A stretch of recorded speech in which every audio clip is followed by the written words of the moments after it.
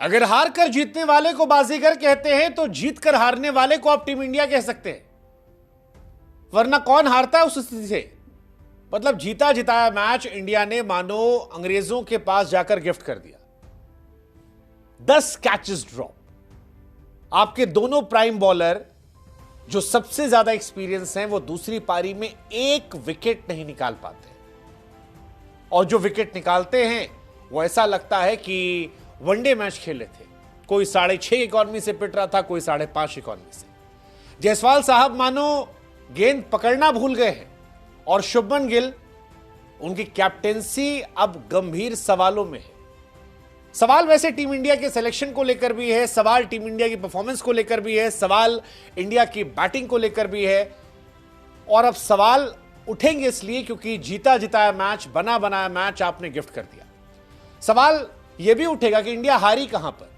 430 पर 3 से 471 पर ऑल आउट होकर पहली पारी में, दूसरी में 333 पर 4 से 364 पर ऑल आउट होकर, या फिर जब गेंदबाजी करने आई तो वो ड्रॉप कैचेस, नो बॉल और मैच खत्म। क्योंकि पहली पारी में भी अगर हैरी ब्रूक 0 पर जो आउट हुए थे, अगर वो नो बॉल ना होती तो शायद इंग्लैंड का स्कोर 465 नहीं होता। अगर वो कैचेस ड्रॉप नहीं होते तो शायद इंग्लैंड 300 तक सिमट जाती। लेकिन इंडिया ने पहली पारी की गलतियों को दूसरी पारी में भी दोहराया, और जायसवाल दांत निकालकर मुस्कुराते रहे, डांस करते रहे, और टीम इंडिया अपनी हार को देखती रही। 373 पर 5 छक्का मारकर बेसबॉल स्टाइल में जेमी स्मिथ ने मैच को खत्म किया। तो इंडिया के लिए आत्ममंथन का विषय था, क्योंकि यह ऐतिहासिक मैच था। यह पहली बार था जब इंडिया के 5-5 बल्लेबाज शतक लगा रहे थे। यह पहली बार होता कि एक नई टीम, नया कप्तान, नए जोश, नए तेवर, नए कलेवर के साथ पहुंची थी और वो लीड्स में जीत दर्ज कर सकती थी।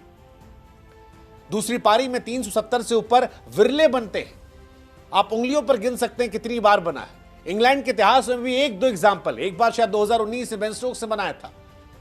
लेकिन आज इंडिया इस मैच को हारती, और हार के बाद ही सवाल उठेंगे कि यह हार खराब कप्तानी थी, यह हार बल्लेबाजों का मिडिल ऑर्डर में फ्लॉप होना था, यह हार सही समय पर जसप्रीत बुमराह का फ्लॉप होना था, यह हार मोहम्मद सिराज का पूरी तरह से इनइफेक्टिव होना था, यह हार शुभमन गिल की खराब कैप्टेंसी थी जिसमें शार्दुल ठाकुर से ओवर ही नहीं करवाए गए, यह हार जडेजा का बिल्कुल क्लूलेस होना, ना बैट से, ना बॉल से, ना फील्ड में परफॉर्मेंस देना।